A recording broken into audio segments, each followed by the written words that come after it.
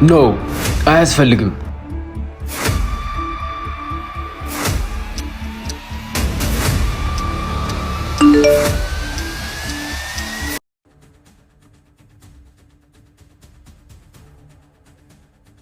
ኤደን ቴክስት አድርጋልሃለች። መልሽላት። ምንድነው ከሷ ጋር ያለህ ነገር? የጓደኛ ናት።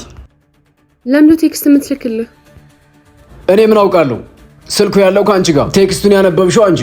ምን ብላ እንደላከችልኝ ለምን እንደላከችልኝ በምን ላውቅ እችላለሁ? ፍቅረኛ እንደሆንኩ አታውቅም እንዴ? ራስሽን ጠይቂያት አይሻልም? በጣም እያበሳጨኸኝ ነው። ሰይጣኔን አታምጣው። የአንቺ ሰይጣን ደግሞ ጎዳና ተዳዳሪ ነው እንዴ ዝም ብሎ የሚመጣው? ከፈለግሽ ቴክስቱ መመለስ ትችላለሽ። ከፈለግሽ ደግሞ አንቺ ራስሽ ሄደሽ ፍቅረኛሽ እንደሆንኩ ንገሪያት። ለምንድን ነው የምነግራት? አንተ ራስህ ሄደህ ብትነግራት አይሻልም? እኔንማ ስለማታምኝኝ እኮ ነው ይህ ሁሉ ጥያቄና መልስ። ስሚ፣ ልታምኝኝ ግዴታ አይደለም፣ ልታመንልሽም ግዴታ አይደለም። የኔ ግዴታ ለራሴ መታመን ነው። እሺ? እውነት?